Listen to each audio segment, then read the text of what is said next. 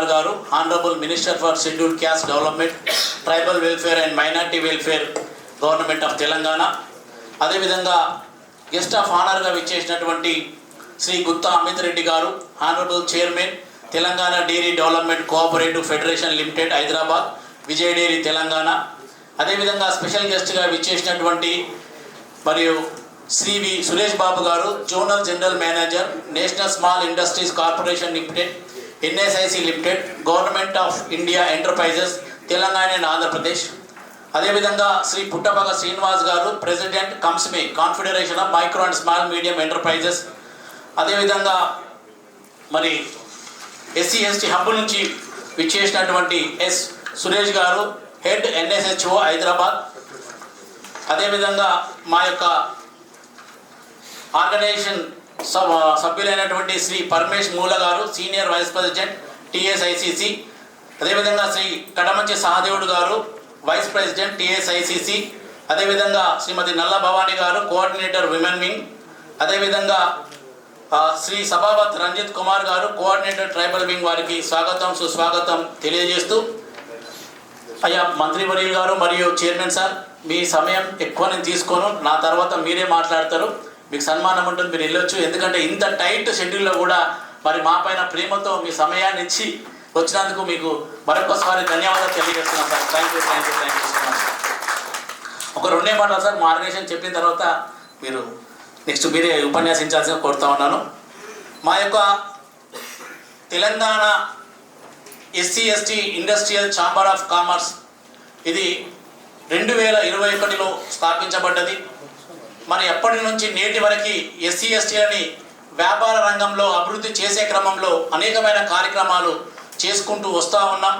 ప్రధానంగా entrepreneur development programmes కానీ, vendor development programmes కానీ, ఇలాంటి ఎంటర్ప్రీనర్షిప్ అవేర్నెస్ ప్రోగ్రామ్స్ కానీ చేస్తూ ఉన్నాం.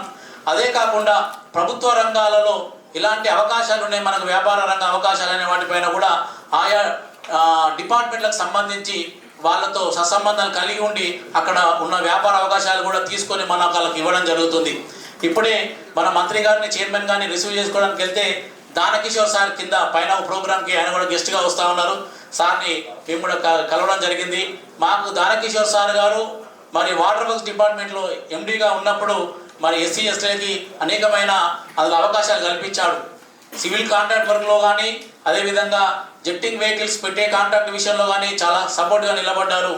అదేవిధంగా మరి అనేకమైన డిపార్ట్మెంట్స్కి వెళ్ళి మనకు సపోర్ట్ దొరుకుతూ ఉన్నది.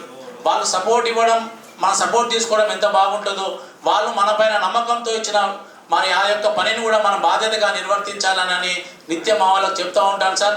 అదేవిధంగా నేను విజయ్ డైరీ చైర్మన్ అయినటువంటి అమిత్ రెడ్డి సార్ని కానీ కలిస్తే ఒక ½ అవర్ తన ఛాంబర్లో నాతోని మా సీనియర్ వైస్ ప్రెసిడెంట్ మన పరమేష్ మూల గారితో చర్చించడం జరిగింది చాలా విషయాలు. మరి విజయ్ డైరీ నుంచి ఉండే అవకాశాలు, మరి విజయ్ డైరీ పార్లర్ కానీ, త్వరలో రాబోయే విజయ్ డైరీ కాఫీ షాప్స్ విషయంలో కూడా మాకు అవకాశం కల్పించాలి సార్ అని అడగడం జరిగింది. చాలా సానుభూతిగా స్పందించడం జరిగింది. సార్ మేము గత మరి 5-6 సంవత్సరాలుగా, అంటే అంతకుముందుకు మేము అనేకమైన వేదికల మీద ఇదే ఎంటర్ప్రీనర్షిప్ మీద పనిచేసాము. ఇప్పుడు 2020లో మరి ఒక ఆర్గనైజేషన్ పెట్టి మేము బలంగా పనిచేస్తూ ఉన్నాం. ఒకటే సార్, మా వాళ్ళకి మేము వ్యాపారం ఎట్లా చేయాలో నేర్పడమే కాదు, ఈ సమాజంలో ఎట్లా మనం ప్రవర్తించాలనే విషయం కూడా మేము చాలా పర్సనాలిటీ డెవలప్మెంట్ ట్రైనింగ్స్ కూడా ఇస్తూ ఉంటాం. ఎందుకనంటే మన వ్యాపారం, ఉద్యోగం, అది రాజకీయాలు అదొక అయితే ఈ వ్యాపారం అనేది చాలా ఇంపార్టెంట్ అయిన విషయం. ఎందుకనంటే నేడు ప్రధానంగా తీసుకోవాలంటే మన ఎస్సీ ఎస్టీ యువతీ యువకులలో వాళ్ళకి 2 మార్గాలు కనిపిస్తాయి. ఒకటి చదువుకొని మరి ఒకటి ఉద్యోగం, అది ప్రైవేట్దా గవర్నమెంట్దా ఉద్యోగం సంపాదించాలి, లేదు అంటే ఉద్యమాలు చేసి రాజకీయాలు చేయాలి. ఈ 2 మార్గాలే మా ఎస్సీ ఎస్టీ యువతీ యువకుల మీద ఉండేది. కానీ అది కాదు, మరి ఒక వ్యాపార రంగం అనేది కూడా ఒకటి ఉంది అని చెప్పి ఆ వ్యాపార రంగాన్ని పరిచయం చేస్తూ మేము ముందుకెళ్తా ఉన్నాం.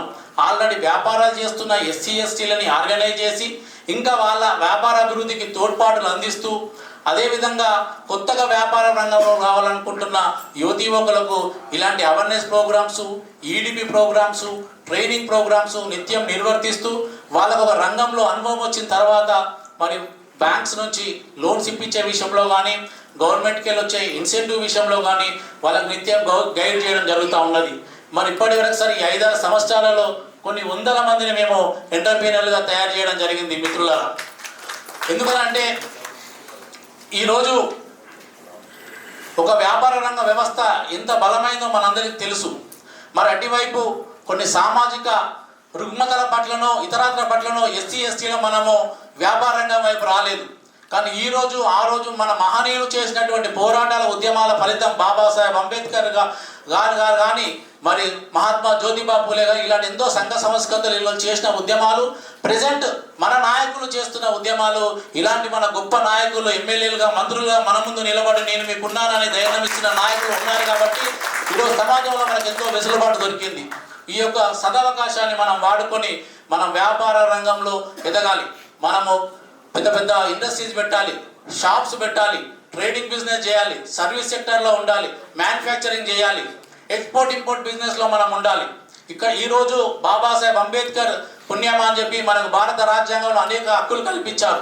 ఆ హక్కులను వాడుకొని ఒక సిస్టమేటిక్గా ఈ సమాజంలో మనం ఎదిగే ప్రయత్నం చేయాలి. అదేవిధంగా మరి నేను అమిత్ రెడ్డి సార్తో మాట్లాడుతూ గొప్ప విషయం చెప్పాను. ఎందుకంటే మనం ఎంతసేపు మనల్ని పొగిడే వ్యక్తులే కాదు, మనలో ఉండే కొన్ని నెగిటివ్ విషయాలు చెప్పే విషయాలు కూడా చాలా గొప్పగా చూసుకోవాలి మిత్రులారా. అవి మనం తీర్చిదిద్దుకోవాల్సిన అవసరం ఉన్నది. ఏమన్నదంటే, బాబు గారు మీరు చాలా మంచి ప్రయత్నం చేస్తున్నారు, ముందుకు వెళ్ళండి.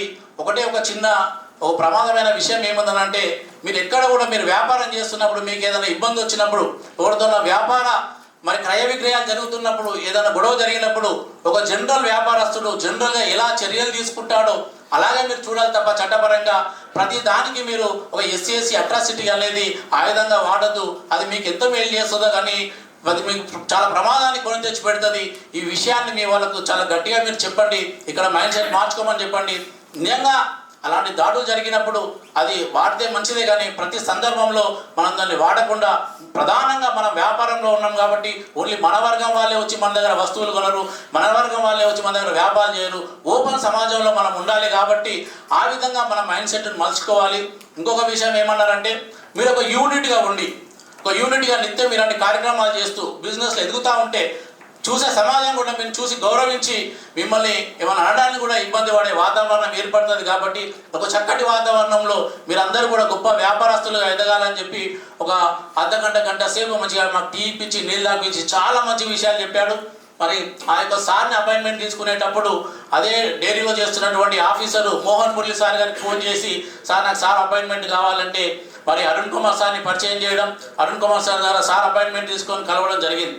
మోహన్ మురళి సార్ ఒకటే మాట అన్నాడు, సార్ చాలా మంచి వ్యక్తి బాబు, నువ్వు కలువు, సార్ కూడా మంచి బిజినెస్లు ఉన్నాయి, బిజినెస్ మీద మంచి అవగాహన ఉంది, మంచి చాలా విషయాలు చెప్తాడు, అలాంటి గొప్ప వ్యక్తిని నువ్వు పిలుస్తున్నావు గెస్ట్గా ప్రోగ్రామ్ కంటే చాలా మంచి విషయం చెప్పి మోహన్ మురళి సార్ చెప్పడం జరిగింది.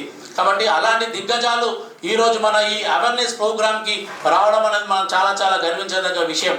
కాబట్టి ఎక్కువ నేను సమయం తీసుకోను. అన్న అడ్డు లక్ష్మణన్నను రిసీవ్ చేసుకొని వస్తుంటేనే, అన్న నేను మా పార్టీ ఇన్ఛార్జ్ గారితో గొడవపడి మరి ఒక 10 నిమిషాలు టైం తీసుకొని వచ్చిన, కాబట్టి అక్కడ నా పరువు నిలబడే విధంగా నన్ను కొద్దిగా జల్దీ పంపించాలన్నాడు. చైర్మన్ సార్ కూడా అదే మీటింగ్కి వెళ్ళాలి. కాబట్టి ఇంతటితో నా ఉపన్యాసాన్ని ముగిస్తున్నా. ఈవినింగ్ 5 o'clock వరకు మన సెషన్స్ ఉంటాయి కాబట్టి ఆ సెషన్లో మధ్యలో నేను మాట్లాడుతూ ఉంటాను, చాలా విషయాలు మీ దృష్టికి తీసుకొస్తూ ఉంటాను. కాబట్టి మరి నా ఈ ఉపన్యాసాన్ని ఇంతటితో ముగిస్తూ మరొక్కసారి వేదిక మీద ఉన్న పెద్దలు, వేదిక ముందున్న పెద్దలందరికీ కూడా ధన్యవాదాలు తెలియజేస్తూ ముగిస్తున్నాను. జై భీమ్.